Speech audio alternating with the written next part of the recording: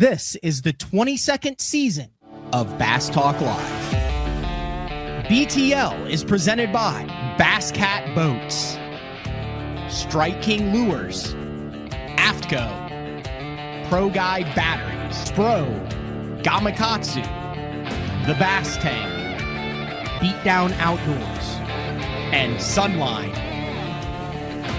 BTL coming at you.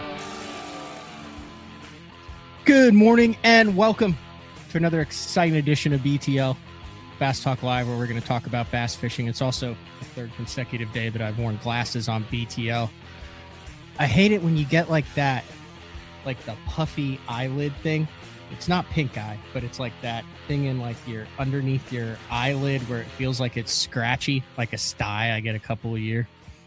I'm just hoping it's gone by the time I head to Sam Rayburn for the Open, because we won't be looking at him on beds, but we'll be looking at him on a 16-inch Garmin screen, that's for sure. But wild week.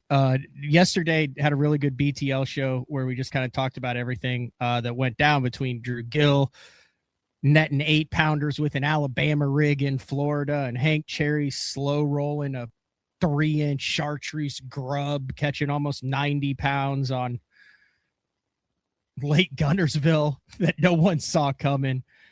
Just kind of broke down the first week, which I think is off to a great start. And one of the things that I always have, like one or two things that I want to get better at before the year starts. Like, I'm 41 years old now. My livelihood is covering this. I enjoy the competing, the aspect of it. It's always, hey, you're 3 days away from something really special happening in the Bassmaster Opens. And for the last couple years, one of the things that's been on my list, which is kind of embarrassing because I know a lot of guys who are really good at it. We've had Scott Palmer from the Bass Tank who knows all this stuff. You can buy all the chips and units and things and all that at the Bass Tank, is mapping.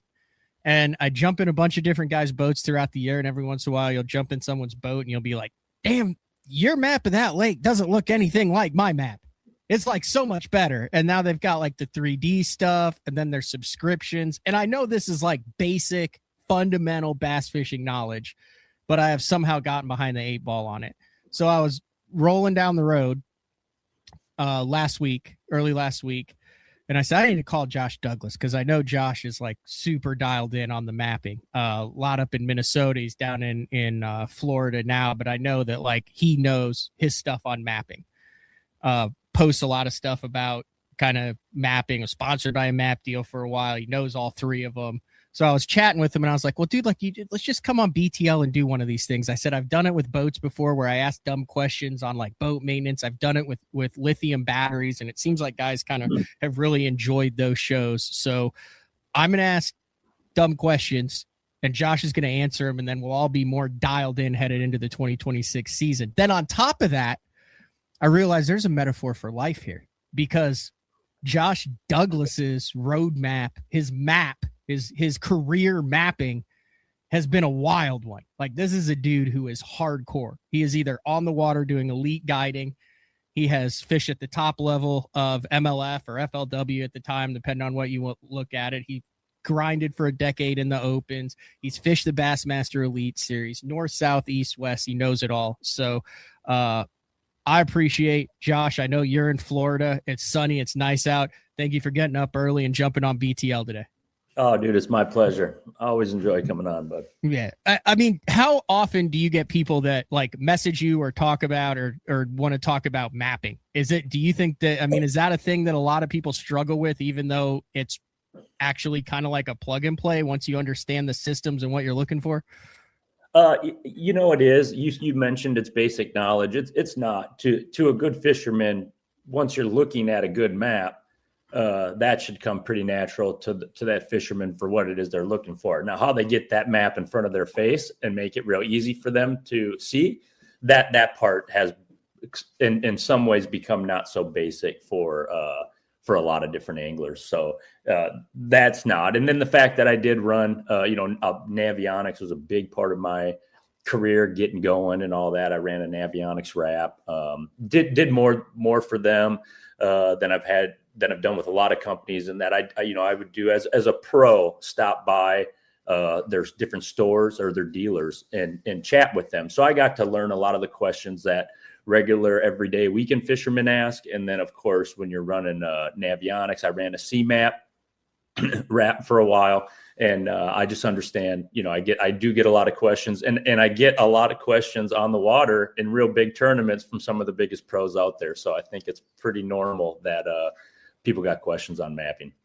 I don't feel so bad then. What percent of Elite Series guys, top level guys who the average bass fishing fan thinks, man, they must just be dialed in on it? Like, what percentage of guys would you say are not utilizing the maximum capabilities of their mapping in 2026?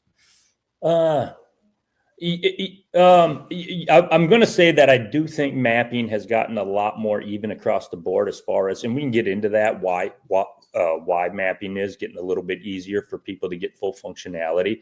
But you just have a lot of options depending on the graphs that you're running and who owns the mapping that you're looking for. So I would say that, and then another thing is forward sonar has made mapping, I'm not going to say not as important, but differently utilized. For a good example, I made my living crawling around looking for a boulder or a small rock pile or drop or something for smallmouths or brush piles. That's how I got through the opens and into the elites, and crawling around, following contours, finding sneaky spots that I thought would be mine, idling, putting in a lot of time behind my grass. And then, in places like Lake Ontario, that was huge. Well, then I can remember my last season in the elites, all of a sudden everyone was just on their trolling motor following contours and looking for something different. So it just became that, I don't know if mapping was as important just because the push was to get so much better with your forward sonar. Now I think people have gotten very, very good with their forward sonar, and the sport is changing a little bit with tournament regulations and all that people are back to wanting to know how in the heck they got to get the best mapping that they possibly can. And there's a lot of options for people to do so. All right. The three main options that I'm aware of are Lake Master, which has been synonymous with Humminbird for years. I know back when I was with a Skeeter, I was with guys that they were like, dude, Lake Master is the deal. Like everyone would have like a little side 9-inch Humminbird because I was the only one that ran Lake Master, regardless of what they were sponsored with. Those are the guys who would run the Humminbirds on like mounted to a board that they could like put in their front of their box when they came into weigh-in, so they didn't get in trouble with the other companies. Absolutely. So you've got Lake Master, and then you've got Navionics and CMAP. Are those, like, would you say, the three main mapping that bass anglers across the country use? Yeah, that's the three that I use for sure. Yep. Okay. And so that's the three that you have main access that I'm aware of. Now I know there's some app stuff out there. I know, another thing, stuff like Onyx, apps like Onyx Fish and stuff are starting to get into a lot more of that. I think we'll see mapping become, more of a tool like that. But yes, for the sake of the conversation for fishing, those would be your three. CMAP was acquired by Lowrance and Navico. Lake Master was technically acquired by Humminbird just a lot longer ago, and Navionics was acquired by Garmin.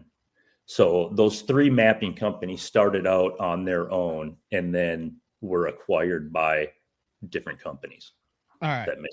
So let's just run through this and then we'll go it. So if I have a Lowrance, I'm going to have CMAP built in, and it's going to be able to run CMAP and Navionics, or can they all run all three now? Okay, so quick backstory with that.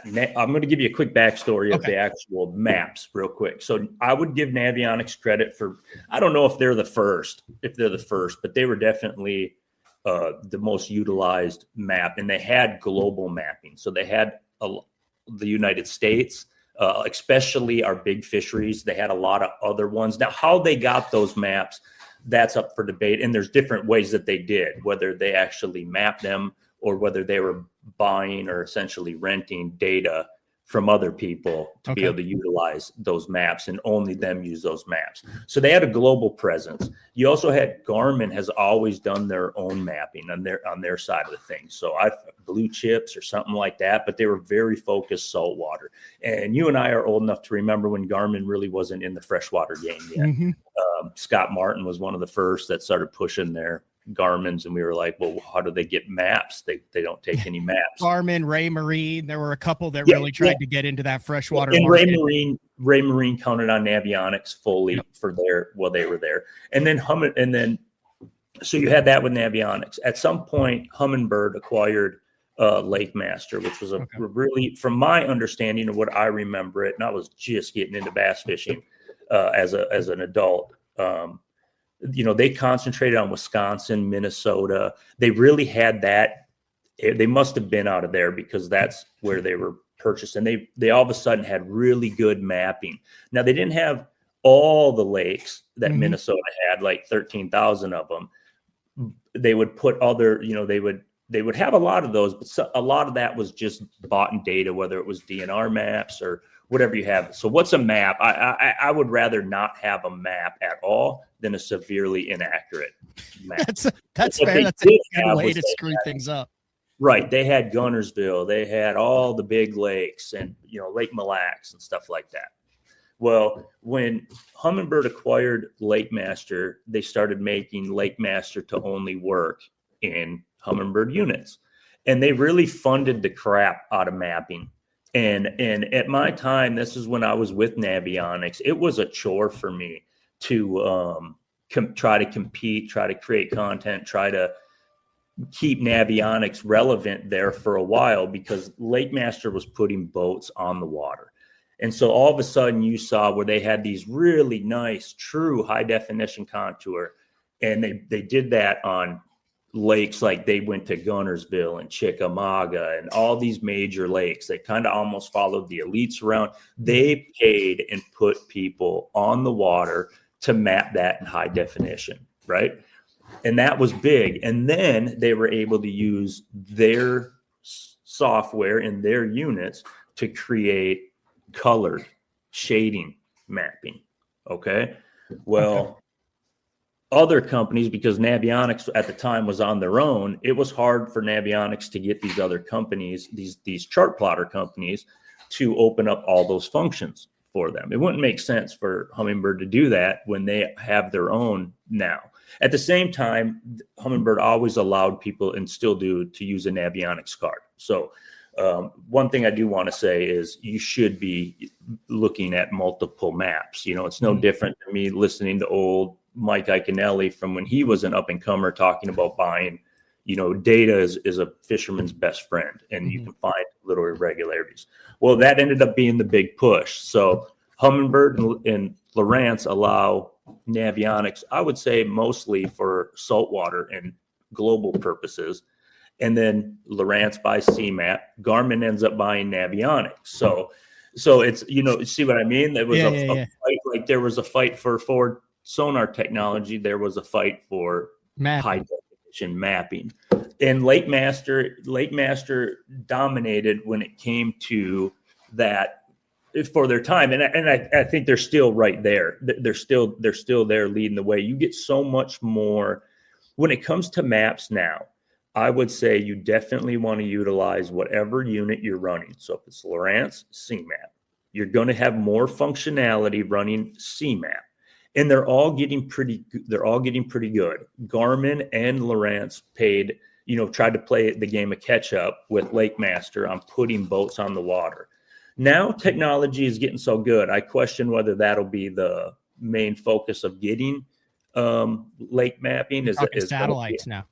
Satellites and water drones and all kinds of different things I've seen, heard, and know of them being able to collect that data, and then consider things like AI when they're able to really put together maps, and satellite can keep up with changes. One thing that people do not understand, or most people don't understand, is how much lakes change.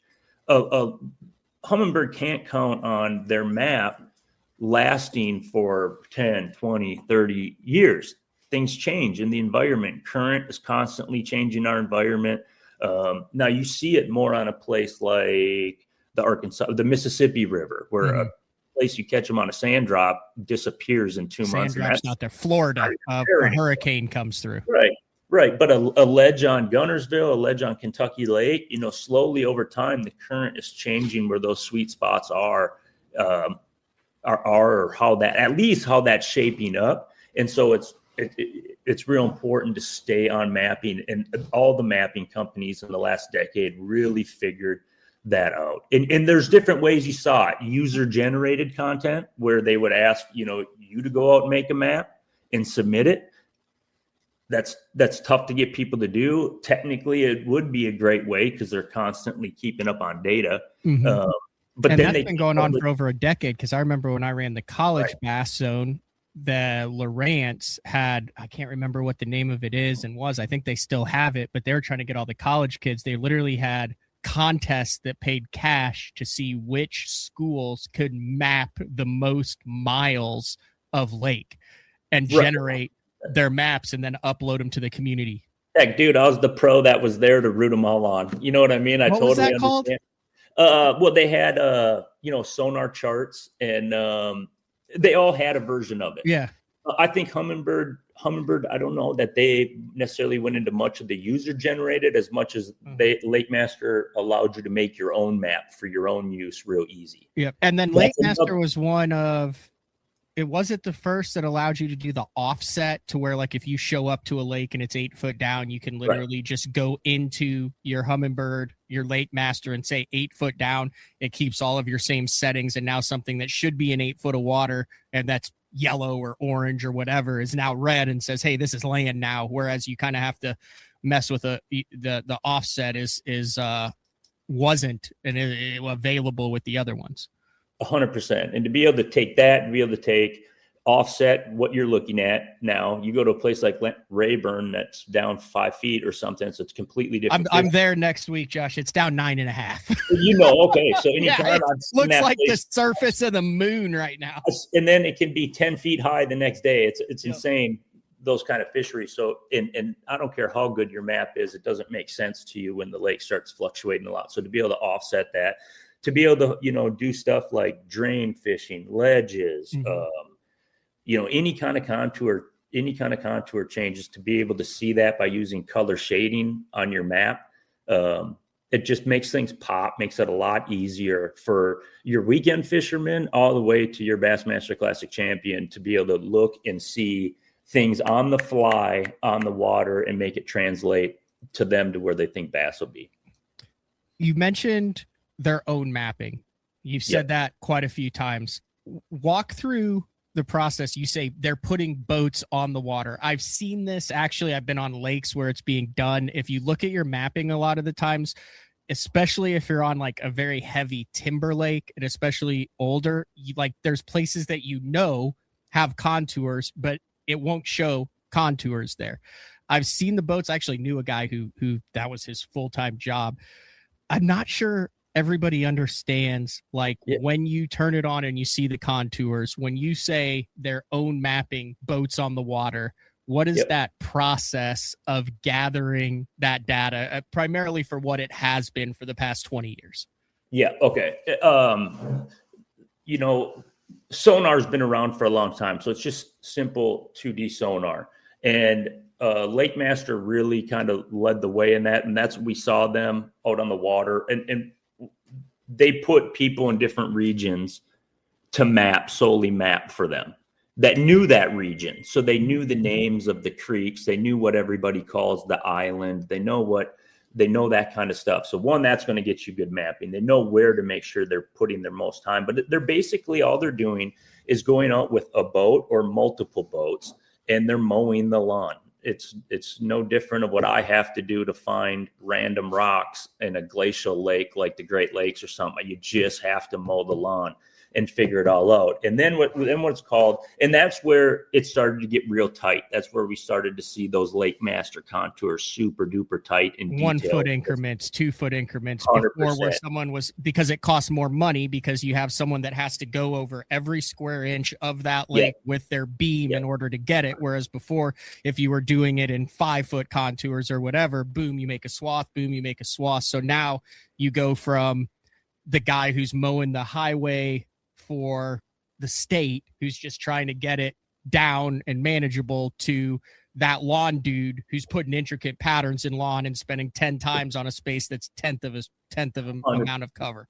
Right. And you can imagine, so how much budget that they have to pay somebody. We understand that's how the world goes around, is how much gasoline and how much time they're allowing these people to get in there and really map it as good as they can. Because, I mean, to do anything perfect that way, mowing the lawn, I don't know if you ever can. You're going to have timber issues in areas, too shallow of areas, just mistake. And there's just no way to cover every square inch. So that would be called interpolation. And what they do is they take everything and they guesstimate it, I'm sure with software, to say, okay, well, point A goes from here to point B here, so it must turn like this. And as they go back and forth and even grid it out, that'll get more tight. That'll get tighter and tighter and tighter.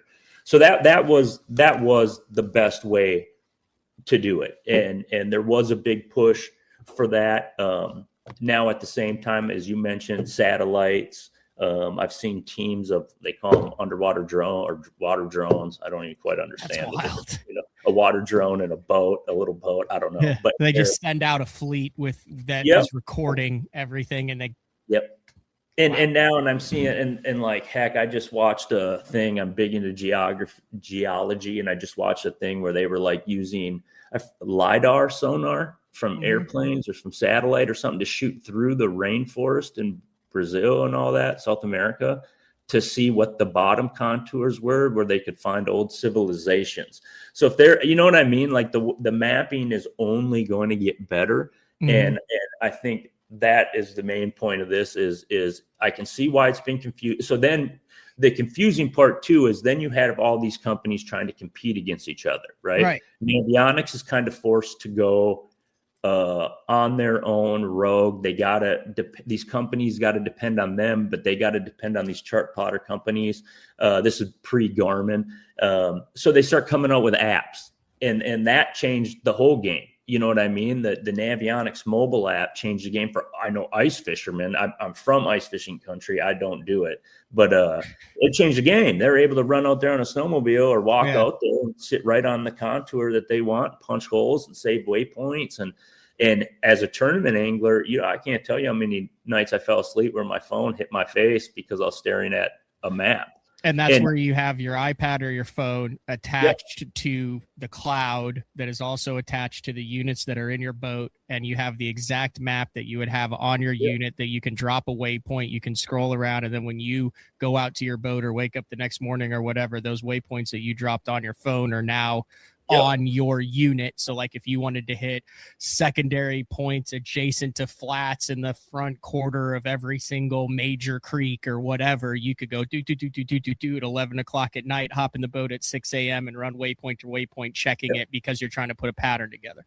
Exactly. And those apps will always have the ultimate functionality because they're going to put it in that app first before it goes to the software and stuff like that into there. So, and if the company can't, so that's like a great, that's an extensive way to do it. It's an awesome way to utilize what you're doing. It's like people, saving waypoints on Google Earth and knowing how to transfer those over and stuff like that. That's all awesome. And it can be just, dude, as simple as, if you run Lowrance, but the lake that you're on for this tournament has got a good Lake Master map, and you're sitting on the toilet in the morning and you can just sit there and look at the map. You can look at the hump on the Lake Master map and sit there and get some ideas, and whether you want to take that out on the water with you or just get a different look, you know what I mean? You can do that.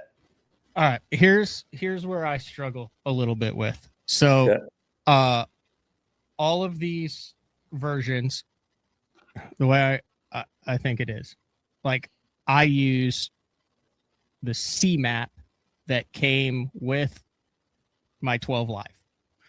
Just like there's probably a version in every Humminbird of a Lake Master that for the lakes. But then there's also another version that I can buy of all of these things that come with the subscription.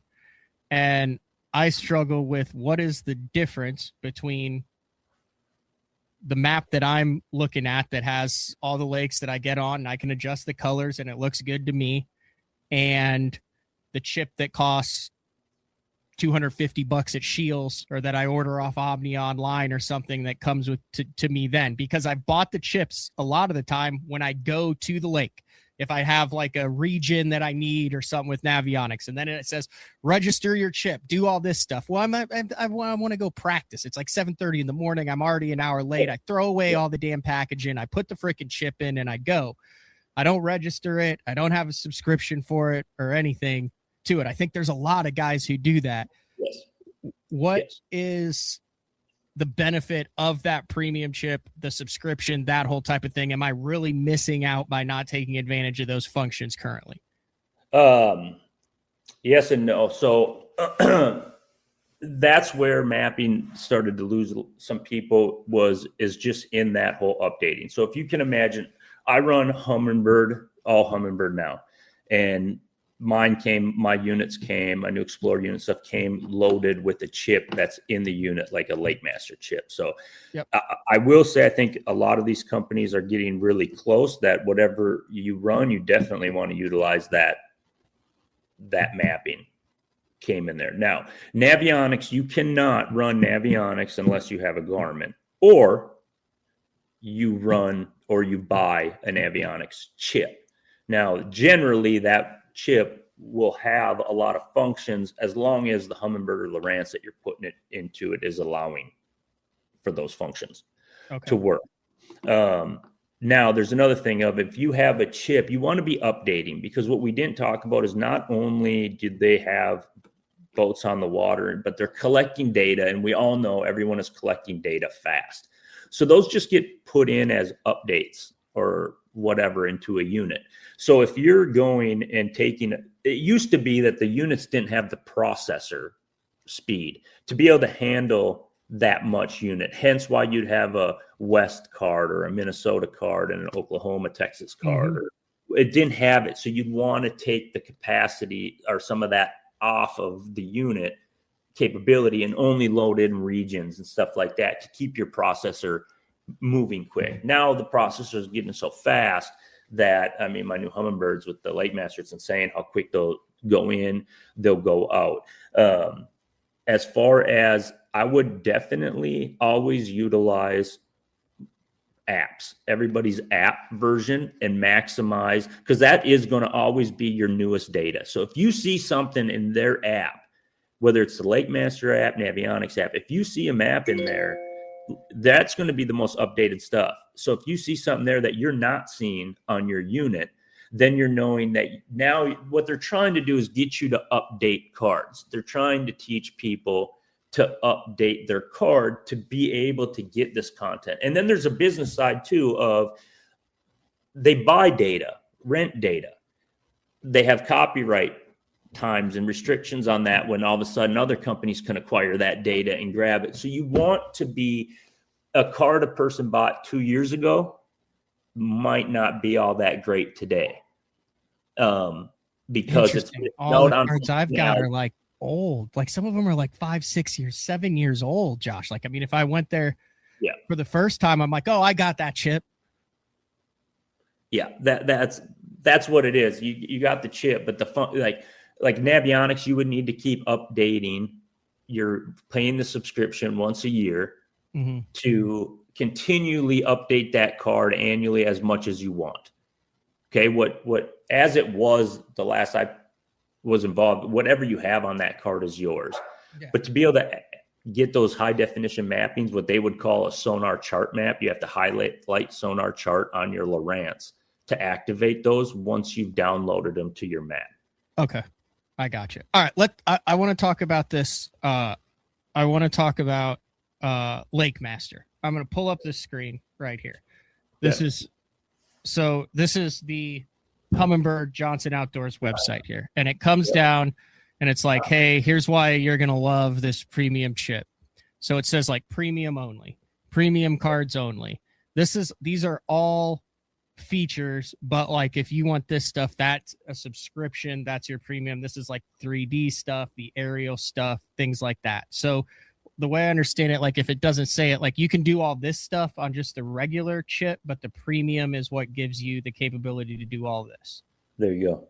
Okay, so I understand. What's Matt, I'm guessing the vast majority of the folks that tune into BTL want to be buying the best chip 100% for their unit. Like, here's the deal. These units cost $5,000. Flip for the $200 chip and make sure you're getting the best functionality, because without the best mapping, at the end of the day, we are just guessing. And the preloading, we don't know what's under the water. And the preloaded maps are they're nice. I utilize them a lot, but then all of a sudden I'll notice that it's not as dialed in. And Humminbird, I just signed with Humminbird Fogo. So I'm playing catch up. I've used their Lake Master app forever, but this is the first time in my career I've had Humminbirds on my boat.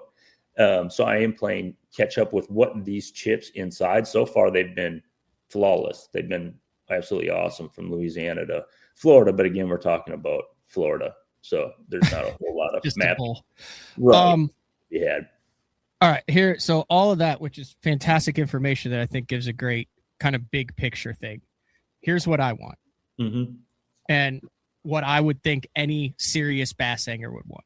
They want access to the most information from CMAP, Navionics, and Lake Master, which differ slightly because of what you just talked about for the last 25 minutes and how they're gathering data, how they're doing it.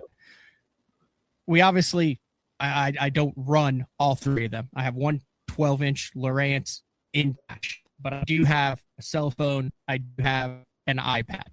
If I am going to maximize my ability to map with the latest and greatest from all three of these companies, can we run through like what a setup would be? So the way I understand it, I cannot put can I put Lake Master on a Lowrance, or that's not compatible? Not compatible. So no, I can have to run the app as a Lowrance user. Gotcha. So on my Lowrance, I can have CMAP. I have my built-in CMAP, but I want to upgrade that to the premium or whatever their subscription is. And I want to have that on my app on my phone and make sure that my unit is updated on that. Yep.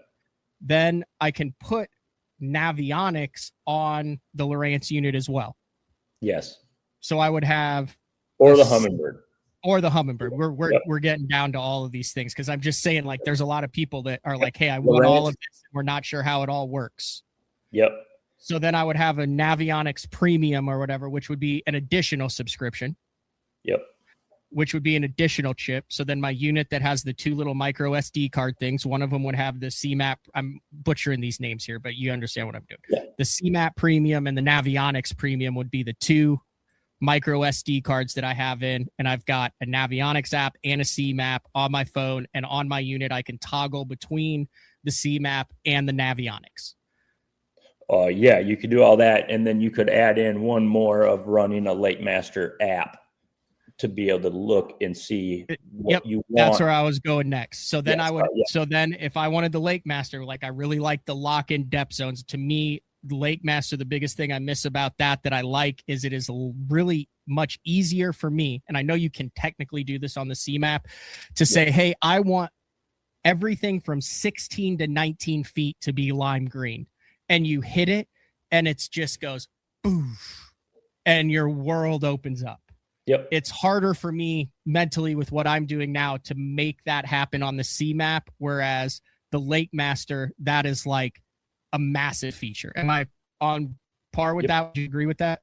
Well, yeah, that's one big reason why I do know so much about mapping, and I'm here to help people with maps and their units more than I'm definitely not here to sell chips. But I was on the wrong side of being able to use Lake Master for a long time. They do have some awesome functionalities. Yes.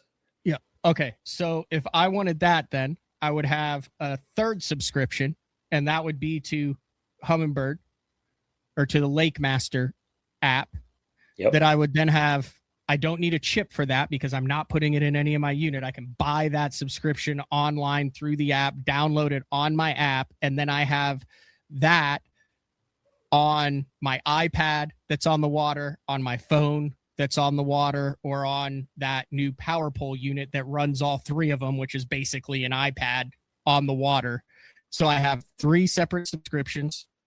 I have 2 separate cards, 1 download, and 3 separate mapping, and I have the best of everything. Yeah, I can see why we're doing a podcast on this, but yes, that would be how you would go about getting the best of everything. How much am I in on that? Totally. I mean, am I $1,500 in on that whole thing? So the units are whatever, and then you're going to minus the units. I'm just talking subscriptions and chips. Yeah, I'm guessing a subscription off the top of my head, probably for a phone is probably $30, probably $60 for an app. And then you're probably looking at $200 per card. $255. So I'm in $1,000 on something that I'm already spending $3,000 in, and I'm saying, hey, I'm not going to spend an extra 20%, and I'm going to go out there blind, or more blind than I am. So I'm going to nickel and dime to not be able to see something that could potentially be a turning point in my event when I say, hey, these don't match up, or this matches up, or this is easier for me to see on this, or this shows a subtle ditch, whereas this one doesn't. I'm going to go check it out. And now I'm making sure that I don't miss anything. Yep. If I can try to trick it, how I've done it the last couple of years is I used to run all Lowrance. So I maximized my Lowrance in-house CMAP, because I did feel, and I haven't updated a CMAP in a little bit, but I did feel like they were the third pony in the race when it came to maps, actual maps. But then they put people on the water. So I maximized my CMAP. I always had a good Navionics card, the best Navionics card, because they had all the lakes for running a Lowrance unit. And then I just simply put I would always buy a Lake Master subscription for my iPad. And actually, if I'm being even more, I actually run Apple. I had it a little more specific than that. I run all my phones are the phones for the family are Apple, Verizon, but I ran an AT&T Google Pad is what I use. And one, that just gives me, for a traveling fisherman, a little tip. When you're in a bad Verizon zone, you'll be in a great AT&T zone, and vice versa. So you always have some sort of internet functionality to use on your boat. And Google had a lot better functionalities on the Google Pad and stuff for running Google Earth too, which is something that we should maybe talk about, a satellite, because that's coming really big. And that's another mapping tool, and being able to use that on the fly on the water. So that would be what I would say. So let's just take it,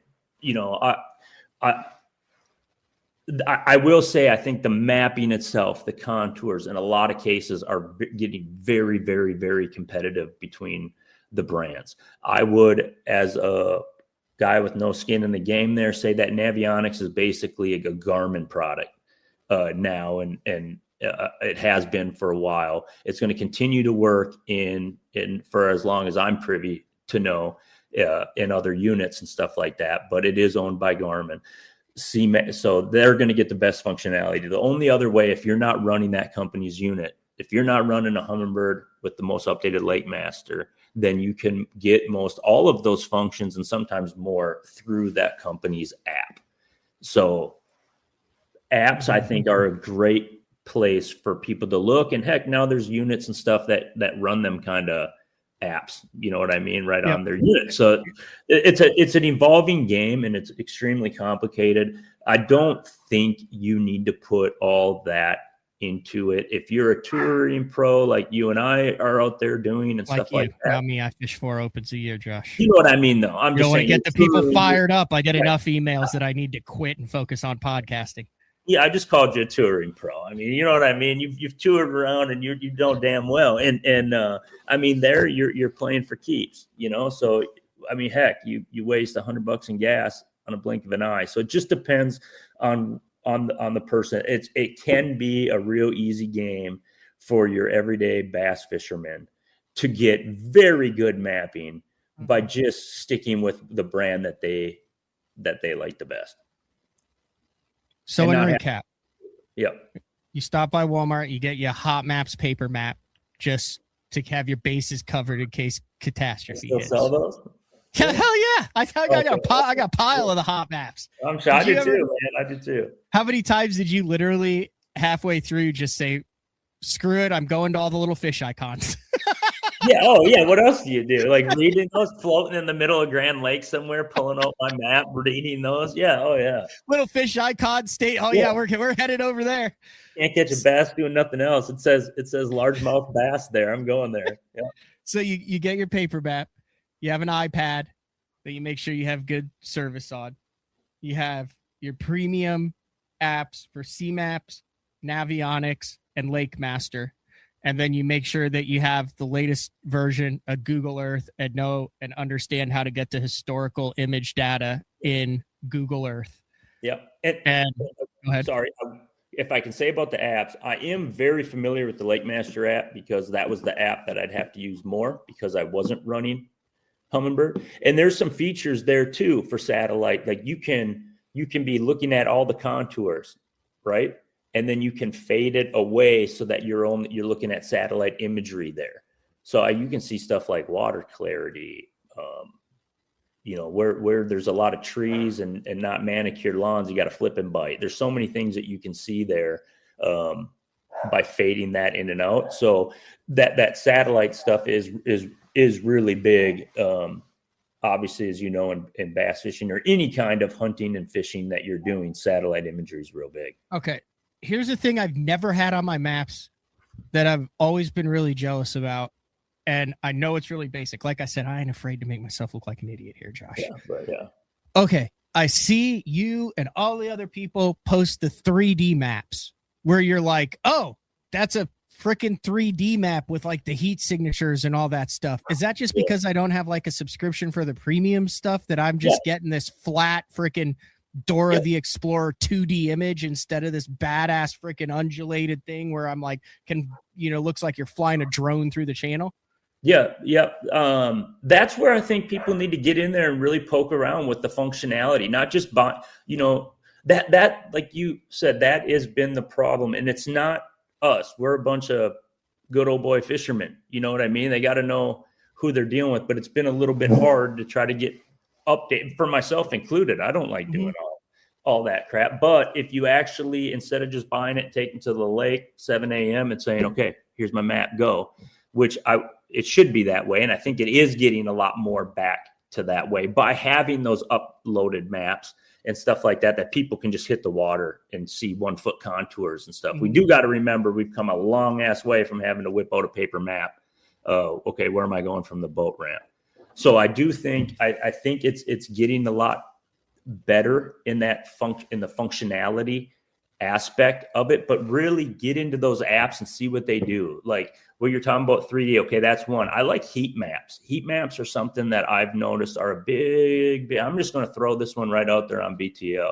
Dude, heat maps on places like the Great Lakes and stuff like that where they can't possibly. I mean, you got Canada, you got US. They're able to use whatever technology that they're using to tell you that, hey, man, this is a little bit of a harder gravel patch right here, but it's all mud everywhere else. You don't think there ain't going to be, that stuff you can't see on. Explain heat map. There's probably a lot of people don't know. It's not actually like water temperature. No, but that's coming too, and I've seen some stuff with that already. That's in the deep dive app. Yes, where you can start following water temps of lakes well before you get there. I mean, that stuff's awesome, dude. But a heat map, to my understanding on it, from what I've been using them for, a lot of times I use them on the app, and I'm just getting my boat in the position where it'll read that it's a little bit harder or softer or whatever on the bottom, and it's the contours might not show that as good. So a quick recap on cartography is basically contours. When they start getting really, really tight, that means you have a contour change that's drastically. If it's like St. Clair, that's the most terriblest lake in the world to idle because it's just there's a shipping channel. As a smallmouth fisherman, it just drives me absolutely nuts. I idle for 2 hours. I just didn't even see anything, there's just not a lot of contour there. And that's because it's all sand, it's just bowled out sand. And when the wind moves back and forth, whatever rocks that may have been there or whatever are covered up. And, but when you do have current stuff, that keeps areas clean, doesn't allow it to silt in, which that's going to hold your contour. So anytime you see tight contours, that means that there is something harder there. Well, you can just have, especially in northern fisheries, you got to remember it was just 10,000 years ago. Probably, don't have to remember, nobody remembers, but you should know just 10,000 years ago, there was glaciers that were a mile high that covered all that. And they only move in one direction. They move south. And then once they decide they're done, they melt back, leaving everything that sat there literally laying as it was. That's awesome for people like me, for smallmouth fishing that understand that things are just, one idle away from in the middle of a desert. You can find a boulder that just randomly melted there. But it also, the meltwater during that moved sediment. So it left big rocks, left random rocks. We call those erratics that were just in the ice cap and melted and fell.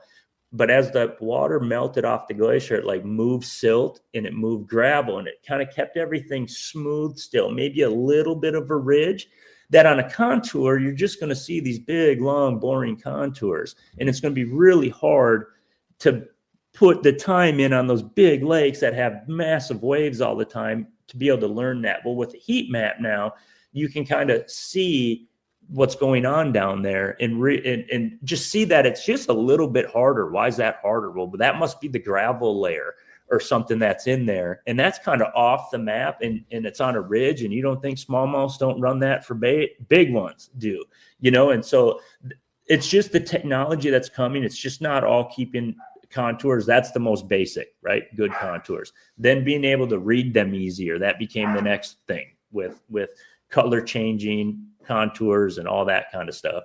And now they're starting to get into stuff that's even getting over my head with the satellites and what they're able to, the content, the stuff they're able to create and put an image for us to utilize while we're out there. And we're seeing that in the hunting and fishing world. It's not in golf. They're using satellite imagery now from the course to see exactly how far away they are from the pin that day.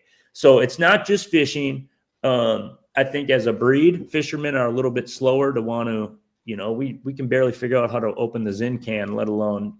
This is what I do for my living, is cover this and do all this stuff. And I'm like, how am I not dialed in on this? It's embarrassing as hell, quite frankly. It's not. And like I said, I can tell you some of the best bass. I won't say who, but I can tell you some that they have no problem pulling right up to my boat and asking for the best chip to help them or help me get in their boat. I use it all the time. I use the C map. I use the contours. I follow it. I read maps. Sure. I know what I'm doing, but I also know that there's a next level. There is.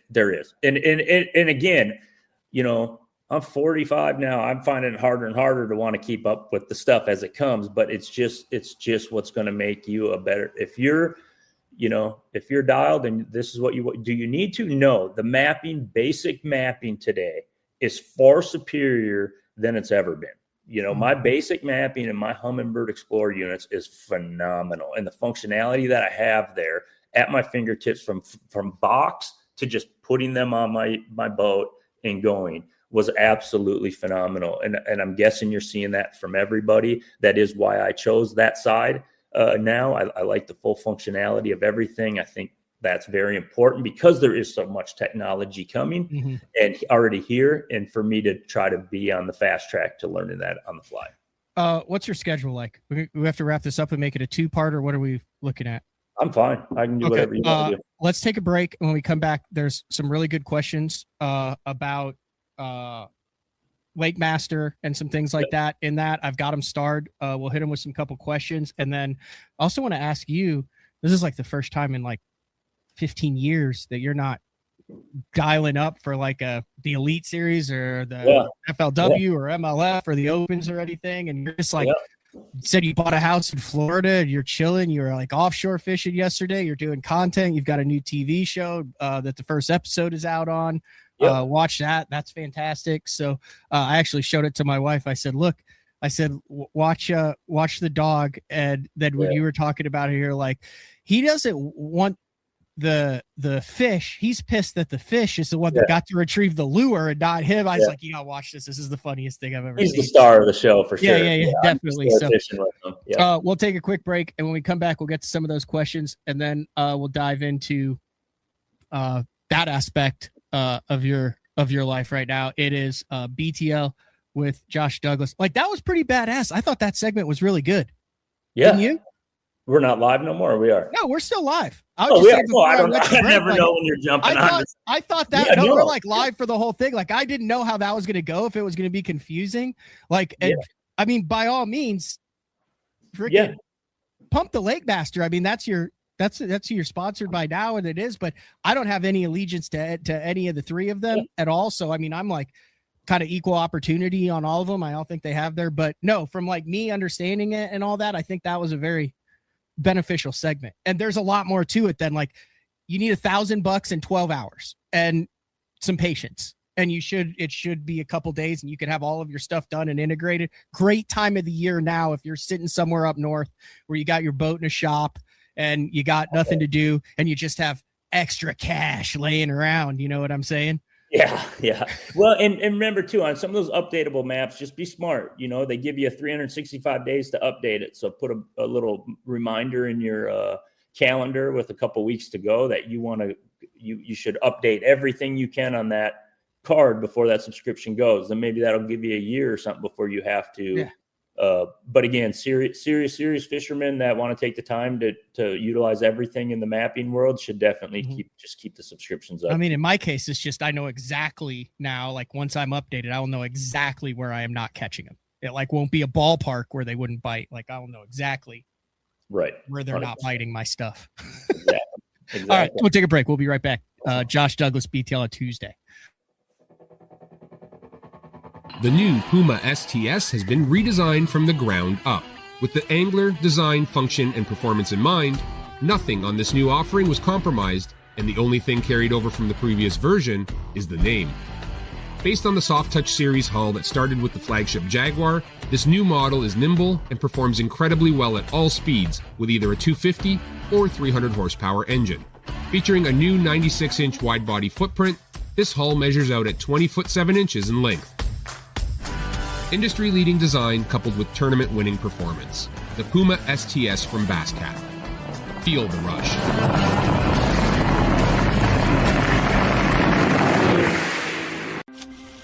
Before there were hashtags, there were handshakes and shared stories. They gave us confidence to make our first cast, to chase our dreams. They taught us to fish, and in the process, taught us about life. They taught us that success isn't just about reaching the top. It's about lifting others up. The future isn't just about selling tackle. It's about 3 simple words. Let's go fishing. Here's to the original influencers.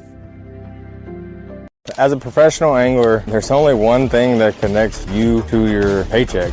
Probably the most crucial part to tournament bass fishing. I use Sunline because they have a line for every application. Shooter, FX2, All Might, super light line, big stuff, big sticks. Sunline has you covered. Sharp as can be. Super strong, super durable. Really good penetration. Thinner and stronger. Catch fish after fish.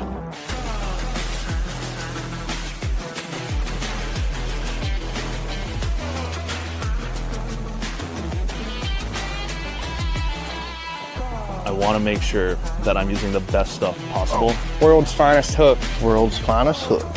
Gamakatsu. World's finest hook. When I'm in a tournament, conditions are constantly changing and every second matters. With the Deep Dive app, I can instantly pull up all the current lake conditions all in one spot. So no more looking at weird government websites. In just one quick glance, I have water clarity, water level, wave forecast. It's all right there in the Deep Dive app. Download the Deep Dive app and get all the tools you need to put together an awesome tournament.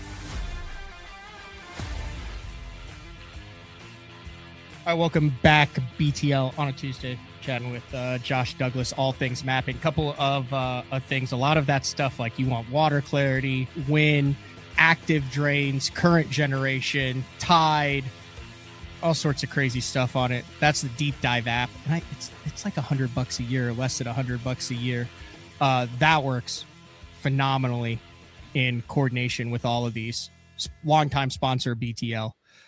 But really cool then when you can add your mapping and then look on your phone and say, okay, like the wind is hitting this bank, and I can tell based on my mapping and based on my color that this is the 45 degree. And then you can go to Google Earth and see, yep, that's got the chunk rock on it that I want. And it's the off colored water that has the only 50-yard stretch that the wind is hitting it directly.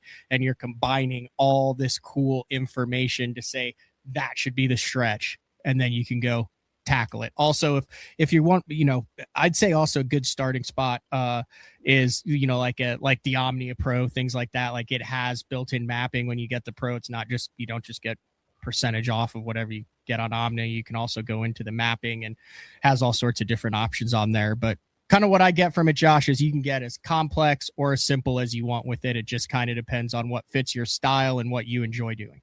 100%. Even just the plug and play is 10 times better than it was 10 years ago even.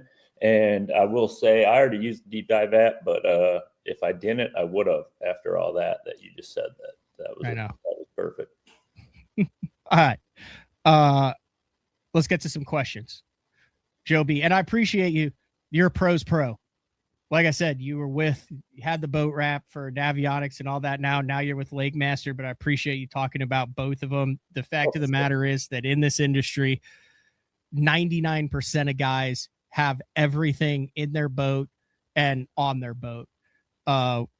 Obviously, there's things that you believe in, that you use, and that you trust, but they're all different tools. And there's some specific tools for the specific job. Like no one just has one type of minnow.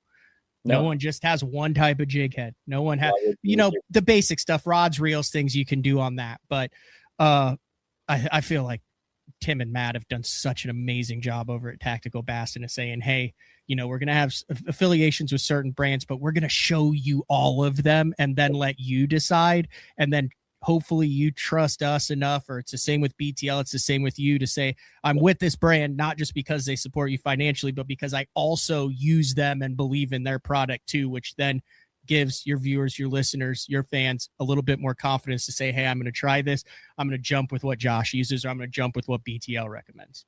Yeah, I'll say that one thing in my career, I definitely don't have the best record in bass fishing by any stretch of the imagination, but one thing when I'm working relationships with companies and stuff, I have a reputation of staying with companies for a long time, working with them. And one big thing for me is just Josh Douglas Fishing has to be first, because that's my brand. And that's, if people aren't listening to what I'm saying, they feel like I'm just a bot and pony, then they're not.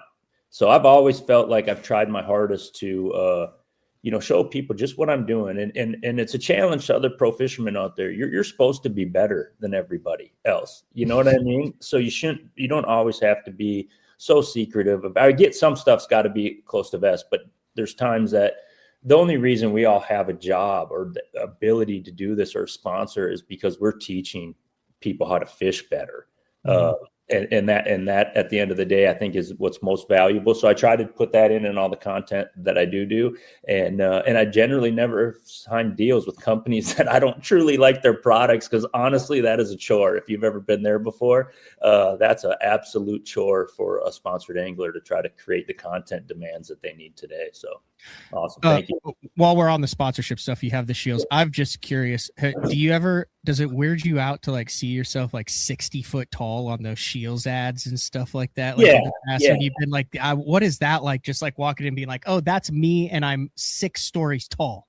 Yeah, it's incredible. I've had people send me pictures of it's like me between Serena Williams and Tiger Woods, and it's like, are you kidding me? I wish the paycheck was a portion of theirs too. But no, it's awesome. Shields being a up north brand that I've been with now for 7, 8, 9 years, something like that.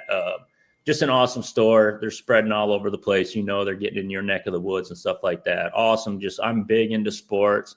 big into hunting, big into fishing, and my wife loves clothes, and they got a ton of dog stuff. So it's just a perfect store for us to be involved with. But it's weird, dude. It's weird. That's something that I'm just literally a bass fisherman, and it's weird to see my image up there like that. Yeah. Shields, I haven't bought them in a couple years. I'm seeing if they still have them, but they were always my go-to store when I went back home to Illinois for like a high quality ping pong table tennis paddle. Yeah.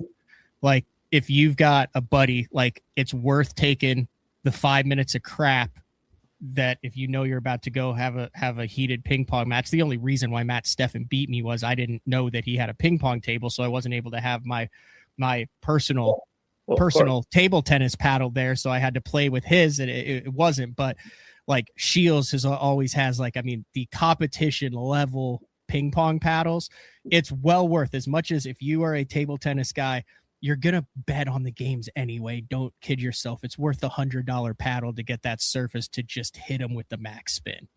Yes, no, that's they got the premium and everything, and that is what is cool about their store. Even their, they carry Sims, Sitka, all the best, guns and hunting stuff, fishing stuff, hockey stuff, football stuff. And they carry all the best products, which is unique for some of those quote unquote big box stores to do that these days.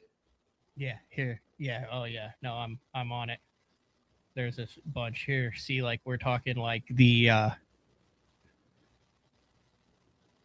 Jeweler Red right there.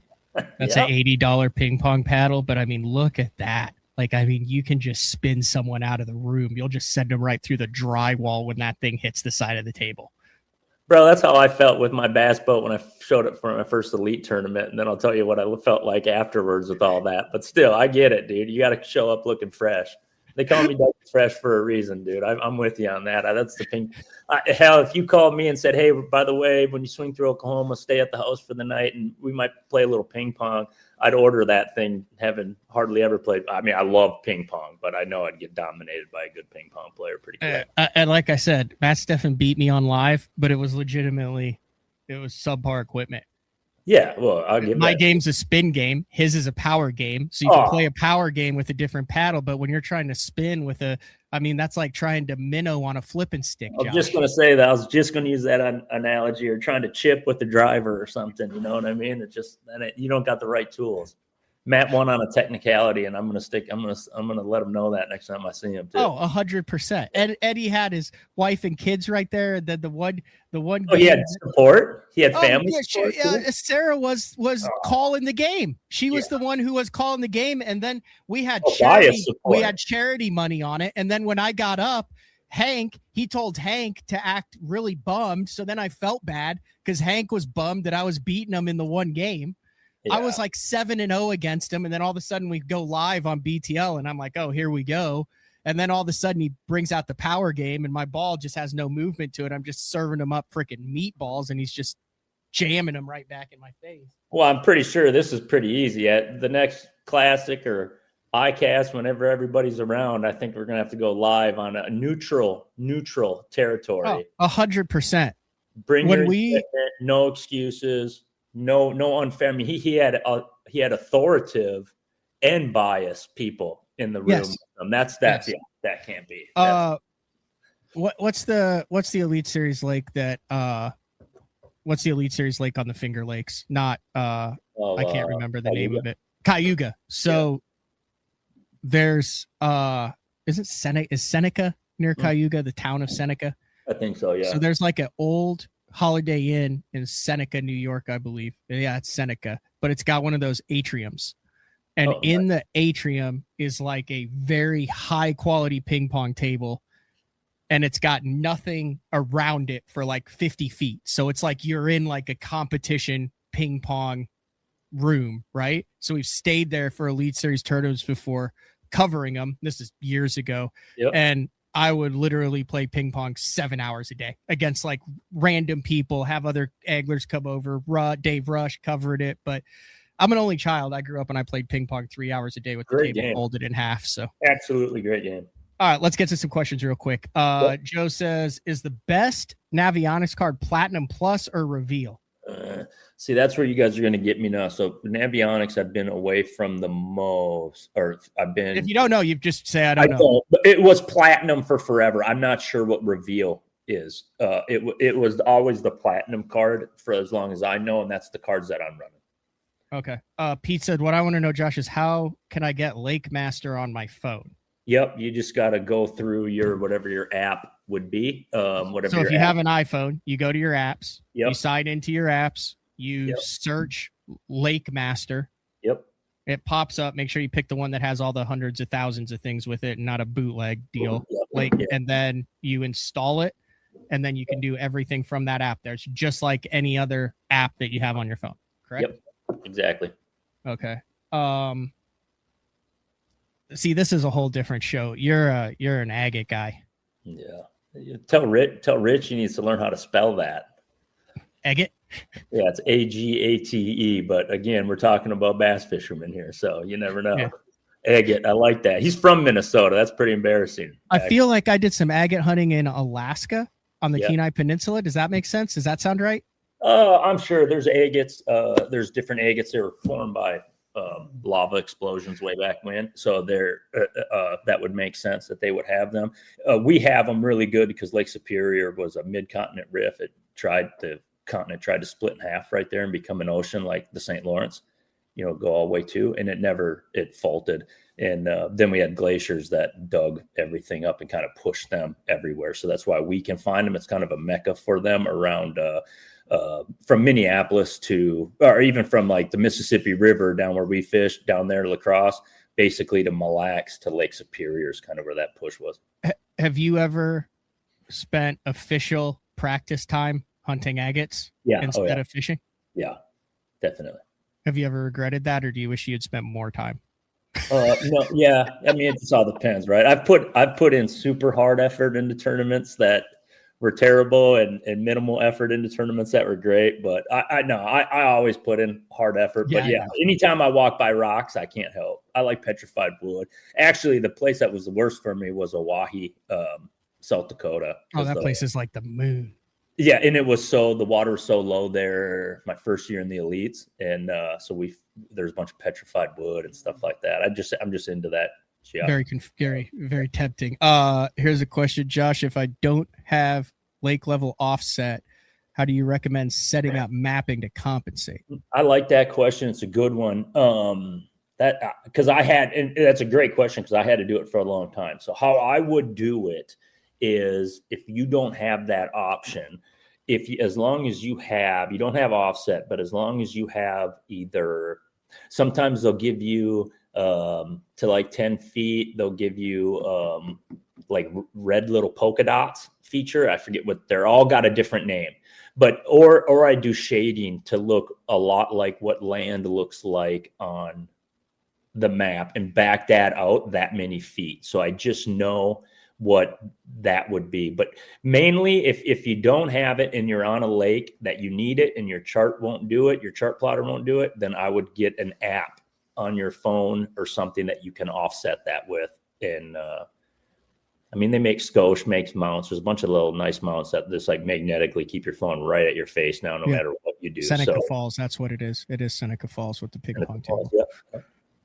Okay, that makes sense. But you know what I mean by the color offset? Like the land might look like yellow, so maybe make the first shade yellow and make them so that you just stay up. If you go across, that's what I do with my CMAP right now. That's what I'm saying. There's ways if you don't have that feature to kind of make it do it. Here's the next question then, Matt. How do I set lake level offset on CMAP Navionics mapping? They don't have lake level, do they? I believe Navionics has it on the app. Okay, they have it on the app, but like I don't go into I can't go into my unit like when I got to pre-practice for Rayburn and say it's 9.5 foot low like you can on a Hummingbird where you just go do and then it just switches everything to 9.5 foot low. Yep, I've never known it to be on Lowrance unless it happened in the last little while. And Navionics, you're probably not going to ever get that feature on anything besides Garmin as long as they have that feature. Nice. Sean is saying that if you can't find the Lake Master app, it's under the Humminbird app. Just like Navionics now might be Garmin boating app or something. You just got to kind of look for that. I think they did change. I didn't realize that I kind of knew, but like the mapping wars behind the scenes back in like the heyday there. I mean, even now, like that had to be pretty freaking intense. I would imagine too. I was just kind of coming into my career when all that was going down, and it was like a battle there. Basically, the companies they all kind of followed suit with it made sense. You're making the units. You know how it is. It's business. Now he's saying that the Lake Master is the one boat network. Yeah, that is that. Yeah, that's right. Okay, so instead of looking up. Yeah, everything, like I said, names and all that change, and that's one reason. That's one major big reason why I went that direction, was just to be able to have everything in the one boat network. There you go. So One Boat Network app, if you're looking for that, there's a bunch of people on here. You're doing your job good. You got a bunch of people on here looking to download the Lake Master app. Yeah, well, like I'm saying, yeah, the names, that's the hardest part with it. And honestly, that's my hardest part now, running all Humminbird for the first time ever. It'd be a nightmare. They made that new unit so easy and so functional to run through, and I'm just trying to learn like what their terminology for everything is now on the fly. It's like guys who switch to G Loomis rods from another rod where it's like 7.2 medium heavy, and then they have to learn GLX 946324XS. Yeah, and like guys like you can just rattle them off. That's not a rod, but I would know if you said one that was. Yeah, I know all the Loomis numbers for sure. Yeah, you ask a Loomis guy what it is. Yeah, you show me one of your rods and I'll give it back to you in the Loomis 72943X47X. 7.2 medium heavy doesn't make sense. Let's call it this. Yep, I got you. I can do that. Oh man, all right. So I mentioned before 2017 to 2021 full-time MLF, Pro Circuit Pro, cash checks, had multiple top 10s on the Pro Circuit. 2012 to 2021, pretty much fished every open that was available. I did earlier for sure. From 2012, those were my first three. But that was back when there only was three. You're fishing a division. Yeah, right. And then the next year, by 14 or whatever, I was fishing all 9, trying to get into the elites. And then in 17, I made the FLW tour. Yep. So 17 to 21, you fished the FLW tour and the opens for 5 full years. So you were a tournament schedule. Yeah, I was always from the school. I grew up watching FLW tour anglers and Bassmaster elite anglers compete, and though I always kind of favored Bassmaster Elite just because that had a bigger hold in Minnesota at the time over FLW, even though FLW was a Minnesota company, kind of, or part of their company was out of there. So I just was always, hey man, if I'm fishing every day, I'm only going to get better. And that's the only way I can actually stay on the water. So I definitely, my intention for the longest time was to fish both the FLW tour and the Bassmaster Elites, if they would have made that happen or allowed that to happen. But yeah, floated around there. In 18, I technically qualified for the Forest Wood Cup. Then I got DQ'd at St. Clair for having the wrong fishing license in the last one of the Derby, and then that was kind of a little step back. But I would have finished in like the 20s, somewhat in the points, so I was feeling pretty good about that. The next year, I did make the Forest Wood Cup. I top 10 that, and then the MLF change happened there, and I did the Pro Circuit thing for a couple years. Then I qualified for the Elite Series. So the year you qualified, or 2, you and Daryl had both been grinding in the opens with close calls and near misses for a decade. When you made it in 2022, so it would have been the end of 2021. Did you realize at that time how many people were following your journey to qualify for the Elite Series? No, not really. But I mean, there were a bunch, weren't there? I mean, it had to have been. Yeah, no, it was humbling, super humbling. I don't ever see everything that I've ever worked for in my life has come very difficult for me to obtain.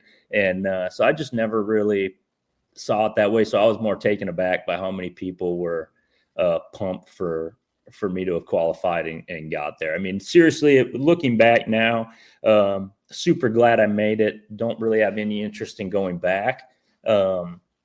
it took me a while to get there. I fished about every major stage you can for the tournament circuits.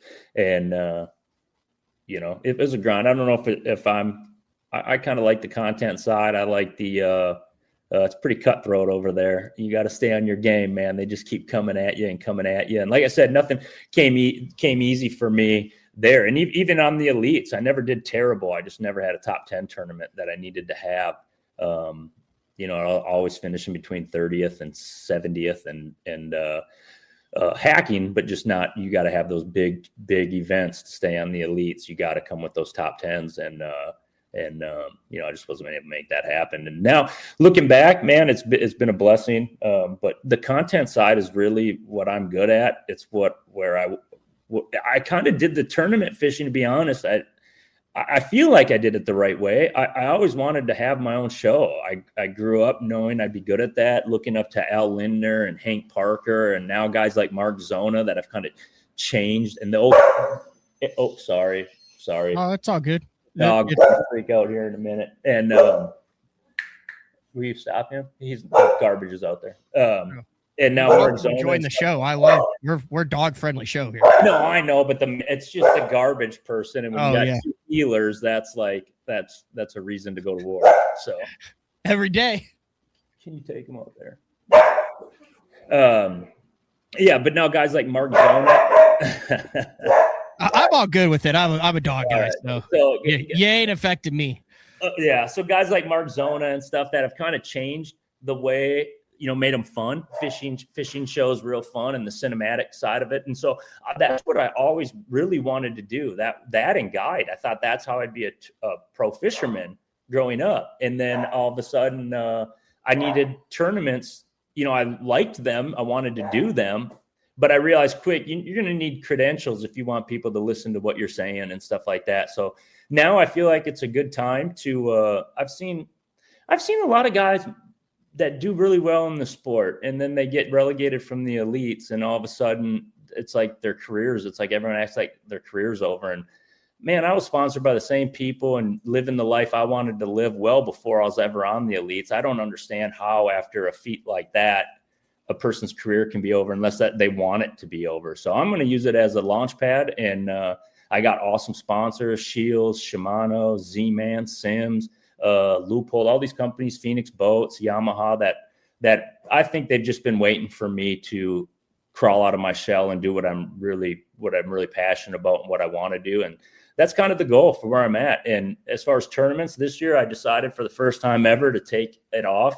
I thought it'd be harder than it is, if I'm being honest. I think tournament fishing right now is kind of in a finding itself place too. It was getting a little hard for me to try to keep my head in the game as far as keeping up with rule changes and where they were going with the sport. And again, a lot of that is my career. I came into the sport when the Alabama rig was huge and had never thrown one before and got thumped that way. Then I learned how to throw that thing. Then they stopped that. And then I was behind the A game on the forward sonar, and I was never with Humminbird to have a 360. And so I finally got good at scoping, and then they're taking it. So it's just one of those things. And I'm so involved in the sport. I love the guys that have been doing it before me, the ones that are my age. And I'm a big fan of the young anglers, man. We taught them how to fish. Guys like me, you, Fighter, Swindle, Polnick, you go up the name. We all had a small part in making these guys who they are today. You guys did. I just interviewed. Huh? You guys did. I just interviewed Josh. Man, come on now, dude. I'm saying we all have a part from on the water to what we're bringing to highlighting people's career. Dude, I remember when I didn't even know who you were hard. I mean, I knew who you were, but we didn't know each other. And you put me on blast, or in a good way, when I was using an ice rod to qualify for the Forest Wood Cup on Champlain on spawning smallmouths. You make people's career and stuff like that too. So it's all and you've thumped me on my own damn lakes in Minnesota. So don't tell me. Listen, Leech is the only lake that I've gotten on, and in 15 minutes went, I will be disappointed if I don't win this tournament. Yeah. And I felt that way both times, and both times I've left it thinking I should have won that tournament. Yep. Yeah. I love leech. Like I Lake will tighten you up leech. though, won't it? It'll tighten you up that second day. All of a sudden things start to get goofy on this. And the weather is just like, are you kidding me? No, I've done the I've flip-flopped. So like that first year I had 4 the first day for like 17. And then this past year I had 4 the second day for like 15. Yeah. And the other day you're like culling 4s and you're like, what the hell? 5 years from now, when they find, there's a lot of habitat that seems like smallmouths aren't at yet. And when they do, and then the pressure on the smallmouths is going to get them largemouths booming again, especially northern Minnesota's kind of been in a drought. So those largemouths the last few years have taken a hit. Yeah. In the shallow waters. When we start getting some rain and stuff, that lake is going to be I think, and this is 100% me saying this, I know nothing, I have nothing. I think that the opens were a test run. Oh, I pray to God we see an elite tournament there. I think there'll be an elite series tournament there. And obviously the big factor will it be a scope tournament? Will it not be? I would be actually surprised if it wasn't on the schedule for 2027. And if it flips to a no scope event, that will be fascinating. That would be fascinating. Now that you mention it that way, it really would be. I mean, I definitely have fished that style of fishing a lot without a scope, 5 years, 10 years ago, stuff like that. So it can definitely still be done. And, but yeah, that'd be interesting. I kind of like to rather see it be a scope tournament just because I think that'll take some of the pressure off the largemouth. And those are sneaky. When you look at the top 40 after both opens, a lot of largies in there. Well, hell, largies technically, did they win? Won. Yeah. They won. So and I didn't think that could happen. That was really perfect circumstances. Plus, Laker fished a grip. I mean, he had a big set on him to go run that where he ran on that day. Dude, me and you have fished again around each other the entire tournament. Like I've seen you like 5 times a day on leech in both of the events. Yeah, this last year I had everything that could catastrophically go wrong in a tournament. Didn't you shatter something off of the boat? My trolling motor on day 2, right when I was coming into the main lake. I've never done that before, and it really wasn't even that bad. I just must have mismanaged a roller, and I just put my trolling motor through the works. And then, I mean, excuses. Did you go through the canal? Huh? Did you go through the canal to get into the main lake, or did you go around the back? Dude, I went through the canal on that second day, and I'm like going through the canal, and there was a lady in an 18-foot bass tracker in front of me, idling through. And I'm like looking ahead, and the water, like here's my boat, and like the water is like above us. Yeah. Because it's all just pushing into that bay. And I was like, ooh, I've heard about this. This is not a good scenario. Yeah. Maybe I should have gone around the other way, but it was so much longer to where I was going out in the middle. And I said, I'm out of it. I'm in the top 25. I said, even if it takes me 3 hours to get out where I'm going, I know I have a chance to win, and I have no points. I don't care if I zero. I could care less. I would like to catch them. And the aluminum in front of me lasted about 45 seconds. And I was sitting there just going, please turn around, please turn around, please turn around. Cause I felt kind of responsible. Like, I mean, it was not pretty. And dude, I just 13 miles an hour all the way out there. Freaking bungee corded myself basically into the butt seat, picked up a freaking 1 ounce jig and just started slinging it at every freaking rock. Just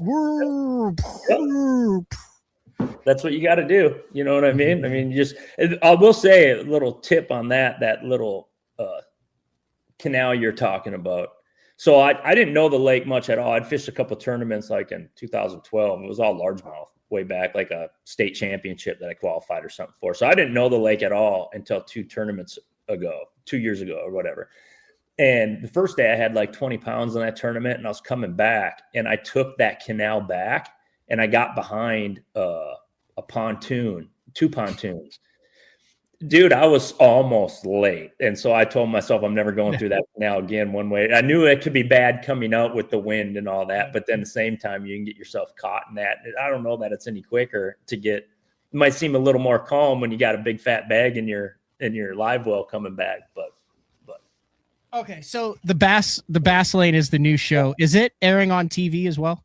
No, not yet. Right now we're doing YouTube. I think I've had some meetings with that as far as on TV goes.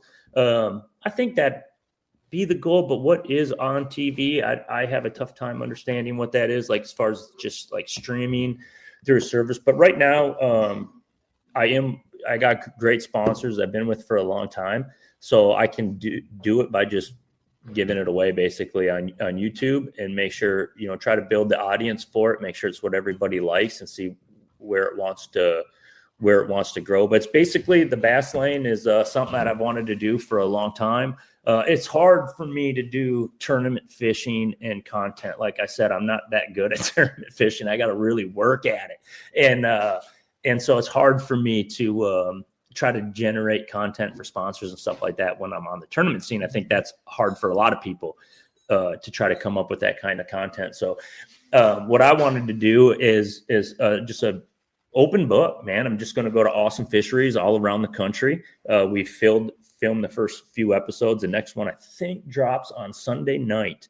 And we're in South Dakota. It's phenomenal. If you want to see graphs just light up with fish like I've never seen before by the hundreds, you're going to want to check that one out. But it's just kind of what I want to do. I love traveling with my wife, Bree, and my dogs, and going to awesome fisheries. Don't always want to go to Arkansas River in September if I don't have to. So I'm kind of going to fisheries that I either know or have never been to and wanted to go, and just breaking it down. And I got Logan Huey. He's a young up and coming. He's a stud behind the camera. He's a big hunter.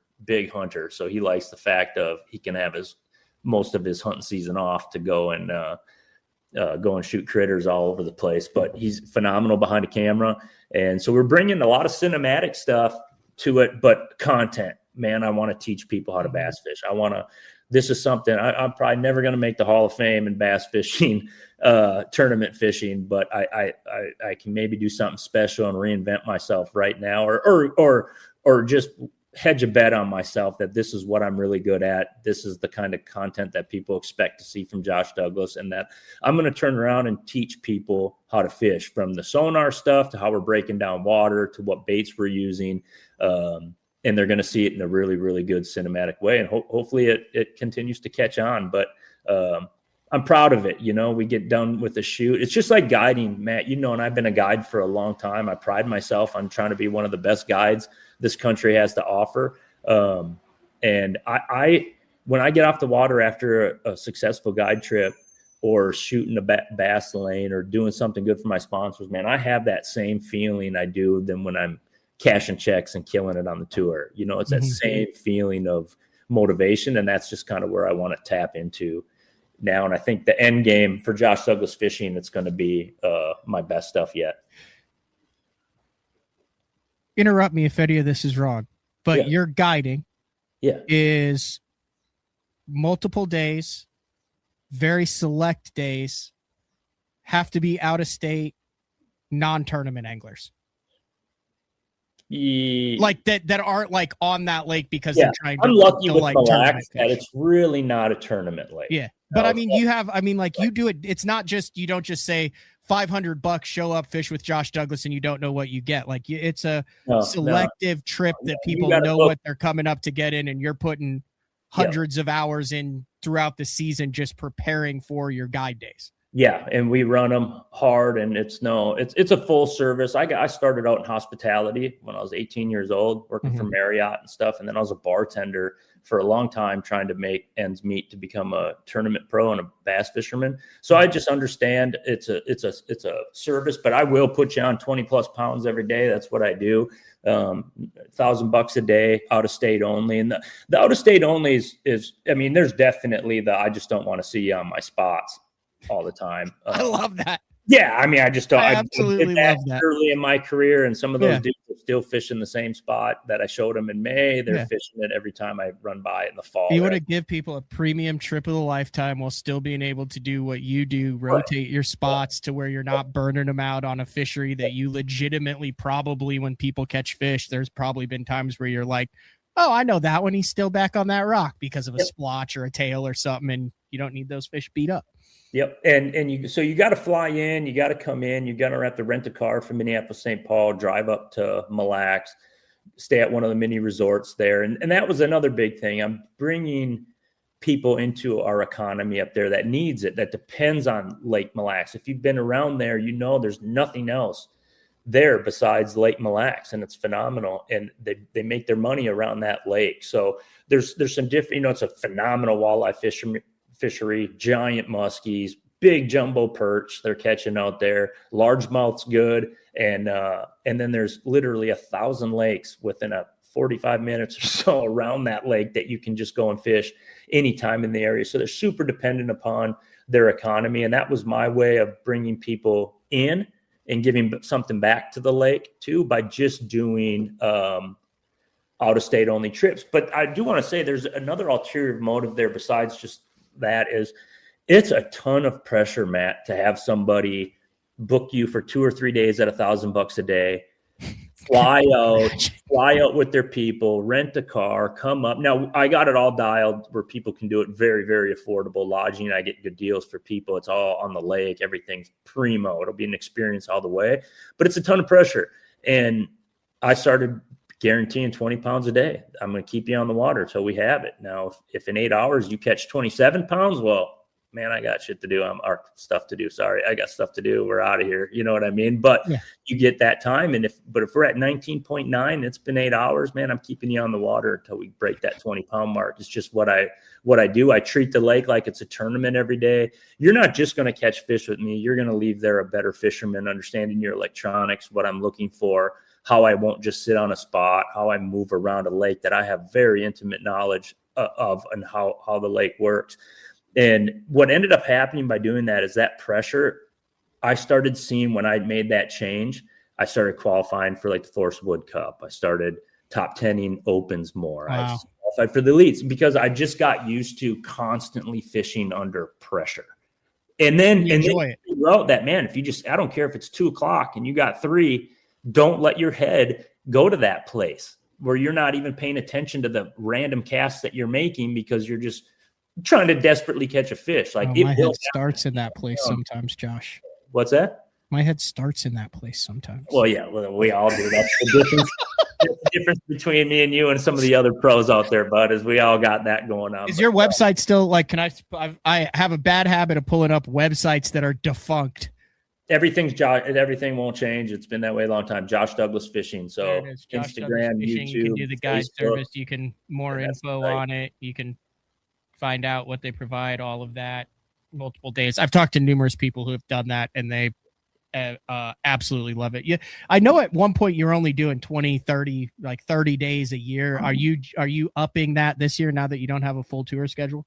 I've been upping it a little bit ever since. I mean, heck, even through the elites, I was doing more than that if I had the time. If I'm at home and the season's open, you got to remember we have a closed season that generally doesn't start until Mother's Day weekend in May. Now we can catch and release as soon as the ice goes out, but I don't know how I'm going to be able to book. I've seen the ice break in mid-April. I've seen it break a day before opener. So I just don't know how I'm going to pull out-of-state trips there. But when I was fishing all the opens, like you had mentioned, and fishing the FLW Tour, the MLF, we'd be home for a 3-week span. I'd book 2.5 weeks of guide trips. I'd know that's when I'm going, and I'd book it then, and then come back next month, maybe do a week and a half of them. And I always have a big spring and fall run all the time where it might be 30 plus days in a row where we're just out there absolutely wrecking them. Anything else, Mr. For Douglas? me? Yeah. No. You had a burning desire to get off your chest, talk about. Like, I feel much more comfortable with the mapping game now. Yeah. See how it all works together. It's like the oddly shaped puzzle that the pieces fit together. Yeah. But like, I have moments of clarity where I'm like, okay, why am I not utilizing, like you mentioned, the Google Earth with all of the different mapping, with the 3D stuff, with the offset, the iPad that I have sitting over there, my deep dive app?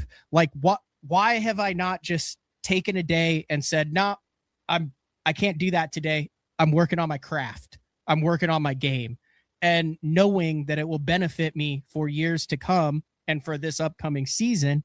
And like, I kind of get pissed at myself when I realize that I haven't done that. And the cool thing is you can do one part of it. You can switch, mix, match, do whatever benefits you. And there's no doubt that there are guys who have made careers have won major tournaments off of the skill of reading a map, identifying patterns, finding abnormalities in multiple maps that don't lay out, understanding which maps work better on the TVAs, which maps work better in the Ozarks, understanding and utilizing what they have at their disposal for information.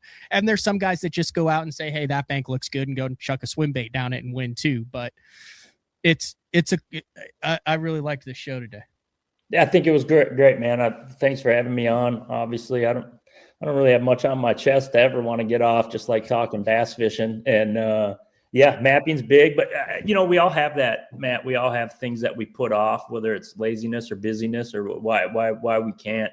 But if you do prioritize lake mapping and get on it, it will help you and only you as an angler by understanding what it is you're looking at. And I do think, especially with forward sonar now, fishing is more hunting than it's ever been. And I've never known any kind of hunting, whether it's freaking war game stuff or actual hunting, that they're not utilizing maps to their absolute fullest to have a better result. So, and fishing's that exact same way. So I hope that came through. I do want to tell people I'm never shy. You can contact me on any of I might not get back to you for a week, and then I might not get back to you for 3 more days after that. But I always try to get on people. If anything, I'll help you with. You got mapping questions, send them to me. You got anything, you can contact me through, like I said, Josh Douglas Fishing on any major thing. And hopefully, I end up getting a new follow out of it in the end. So I'm always willing to do that kind of stuff, always. Thanks, Josh. You going offshore fishing today? No, but I went yesterday, and I'm not big into offshore fishing, but I am down here in Florida now. So I do got my place in northern Minnesota by Mille Lacs. That won't ever change. But Bree and I used to have the Lance camper all the time. So a place that last couple of years we haven't had the camper, so we've been VRBOing, and we got an opportunity to actually purchase the house that we've always stayed in and liked. So I am down here a lot. Now I got to take up some saltwater fishing, and my whole career I've had to be very, very one-dimensional. I just had to work extra hard for any bit that I've had, and I never took the time to enjoy some of the other stuff around here, chasing pigs around and getting out on the what part of Florida are you in? So I'm in like Central Florida, pretty close to Okeechobee, not too far from so north. You're like a couple hours, or you're less than an either hour. Way, exactly. Yeah, either way. So do you have like a flats boat? Do you have guys who have no, flats boat? Do you have any of those hookups where it's like, hey, let's go freaking skip some bait under docks and see if we can get these snook out? Well, you've mentioned I've worked with all these mapping companies or have connections there and all that. And over the years, you just meet a lot of people that are like I am and like you are and stuff in the sport, and that you get to do stuff. So we actually have a buddy that lived in Minnesota for a long time, one of the best fishermen. He was a phenomenal bass fisherman. Now he's a saltwater guide and has been for a decade over in the Tampa area. So that's where we went.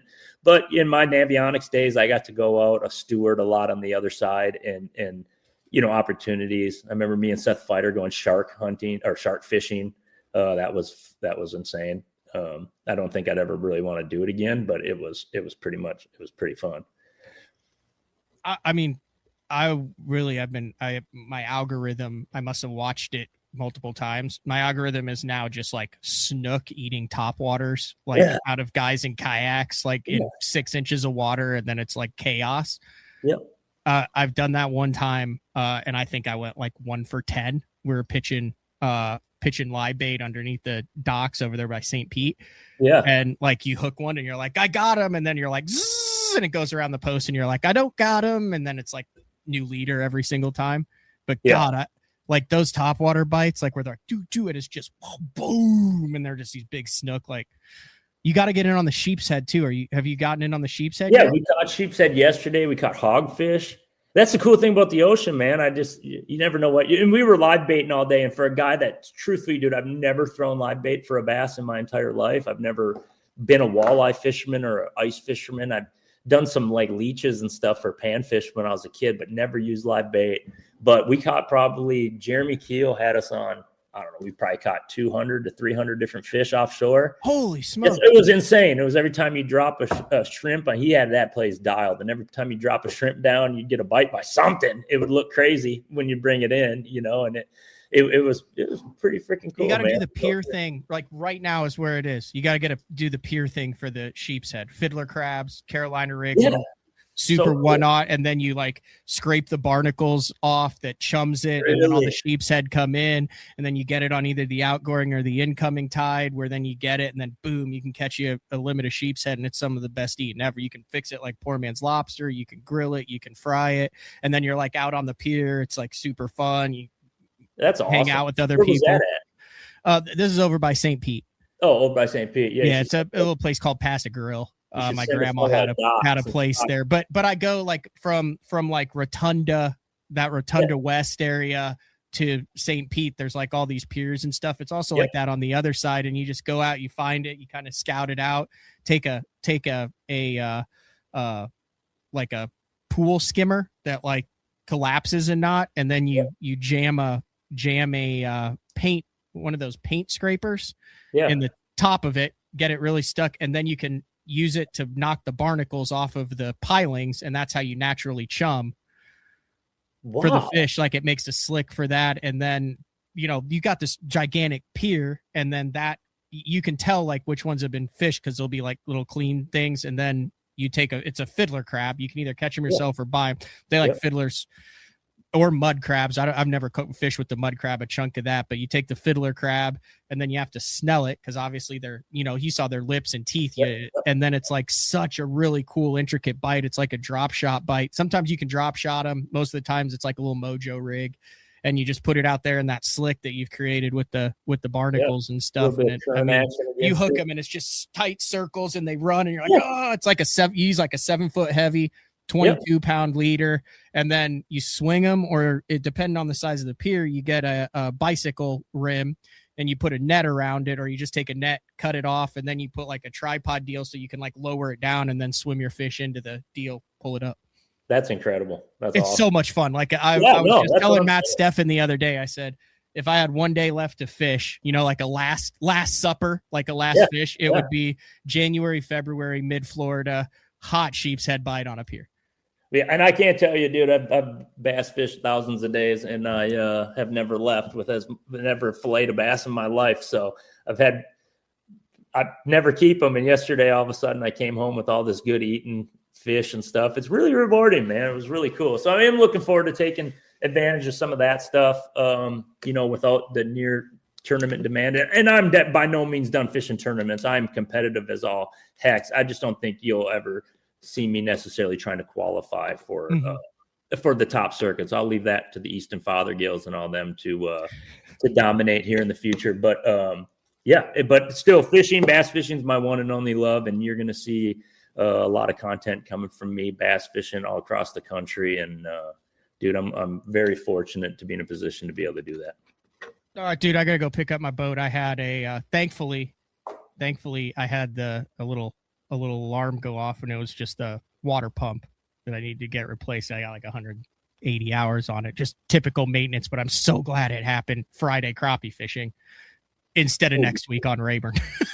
Yeah. So Rayburn's coming up. That's the first one, or that's the first one. First one, 9.5 foot low. I went in pre-practice, and like I just walked around. I mean, it's nuts. Like I looked at stuff you've been there a bunch. I've been there a bunch now for all of it. It's like you're just like looking at the bank, and you're like, my God, this does look like the surface. It looks like Oahe, like the bank of Oahe. Like it's just like gravel and stuff. And then like I ran past a couple areas where I'd caught them shallow, like really caught them shallow. I've cast some checks there in Opens and Toyotas.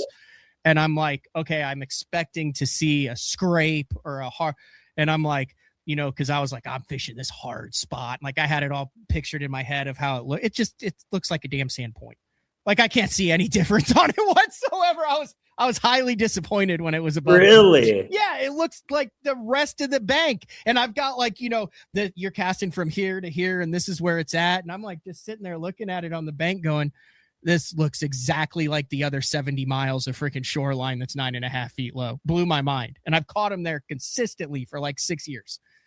Okay, real quick, before we go, you remind me of a good mapping story that I should tell you. You remember when I took third in the Douglas Lake Open? Yeah, I watched you catch a bunch of your fish from a distance while I was culling through 2 and 260s about 50 times a day, and you were catching 3.5s on every cast. So that was like in May, and the water was, that lake fluctuates rapidly by the day. Like on the first day of the tournament, I could get a 6XD to hit them. By the third day, I couldn't hit the bottom anymore because it fluctuates up, fluctuates down. Well, I was living in Chattanooga, Tennessee. I don't know, it was probably 5 years before that tournament happened. And the apps had just came out on the phone to be able to use an app on mapping stuff, to be able to use an app to mark stuff. And the lake, it was December. And I went to that lake, strictly beached, and walked around and found foundations, stood on them, and saved waypoints on those. And I didn't know when my next tournament was, but I was living in Chattanooga, and I knew that it was at its ultimate low. And I kid you not, dude, 5 years later, I used those same waypoints to go idle around until I saw a little dot sitting on my down scan, sitting there, and turn around to catch them. So again, and that's going back now from when I saved them, probably 10 years ago. So it's a good lesson. Game. Them little things that we can learn from mapping right now can pay off down the road for sure. Great stuff. All right. Thank you, Josh. I appreciate it. Matt, thank you. Good luck at Rayburn, bud. I'll be watching. All right. Thank you. That is Josh Douglas. Take a final break for the show, and then we will wrap things up. This is BTL on a Tuesday.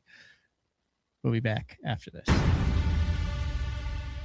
I fish in some of the worst elements across the country. Spring, that's a giant, dude. Summer, oh my gosh. Hi, look at that thing. Winter, it's so cold. And fall. Got a big one, that's awesome. Being comfortable and staying dry is the only option. AFCO, any fish, any water.